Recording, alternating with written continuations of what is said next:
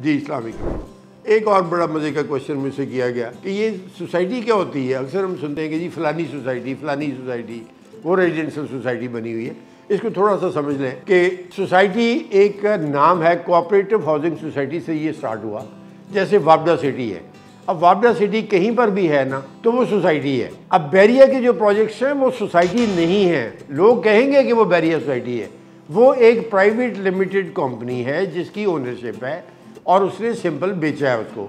Society का लफ्ज़ दो तरीके से कंफ्यूज करते हैं लोग। एक है कॉर्पोरेट स्ट्रक्चर कि वो उसकी ओनरशिप का क्या तरीकेकार है। अब जैसे डीएचए अथॉरिटी है, वो सोसाइटी नहीं है, वो पहले किसी टाइम पर सोसाइटी थी, बाद में वो अथॉरिटी बन गई। तो ये एक्चुअली एसईसीपी के लॉज के अंडर इसकी टर्मिनोलॉजी एक्सप्लेन होती है। लेकिन एक और सोसाइटी होती है जो लोग बना लेते हैं, जिसके साथ कन्फ्यूजन भी आती है। वो ये होती है कि कुछ लोग जो 10 दोस्त मिलके कुछ छोटी सी वेलफेयर सोसाइटी बना लेते हैं कि जी हम एक दूसरे के साथ मिलके ये फलाना काम करेंगे और रफ़ाए आमा का काम करेंगे। इसी तरह बाज़ कॉलोनीज़ में बनने के बाद जब रेजिडेंट्स इकट्ठे हो जाते हैं, डेवलपर बेच के चला गया वहाँ से, उसने हाउसिंग स्कीम बना दी, हैंड ओवर कर दी। अब वो रेजिडेंट्स कहते हैं कि जी हम अपनी एक वेलफेयर सोसाइटी बना लेते हैं ताकि हम अपनी सड़कों की मरम्मत खुद कर सकें, कोई लाइट ख़राब हो जाए उसको ठीक कर सकें, सफाइयाँ करवा सकें, रोड्स की हालत को ठीक कर सकें, सीवरेज को ठीक कर सकें। तो वो एक वेलफेयर सोसाइटी हो गई।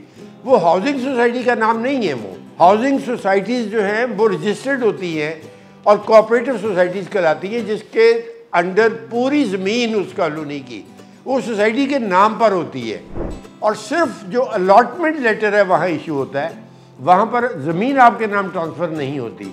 लेकिन ये जो प्राइवेट डेवलपर्स हैं वो ज़मीन भी आपके नाम ट्रांसफ़र कर देते हैं, क्योंकि उनका कॉर्पोरेट स्ट्रक्चर जो है वो कोऑपरेटिव हाउसिंग सोसाइटी वाला नहीं है। तो जब वो हैंड ओवर कर देते हैं तो उसके बाद छोटी सी वेलफेयर सोसाइटी वो जो रेजिडेंट्स हैं वहाँ के वो मिल के बना लेते हैं कि जी हम चौकीदार रख लें और थोड़े थोड़े पैसे सारे इकट्ठे करेंगे तो हम अपनी सोसाइटी को ऑपरेट करते हैं। तो ये सोसाइटी को की एक कन्फ्यूजन है जो लोग गलत तरीके से इसको अंडरस्टैंड करते हैं।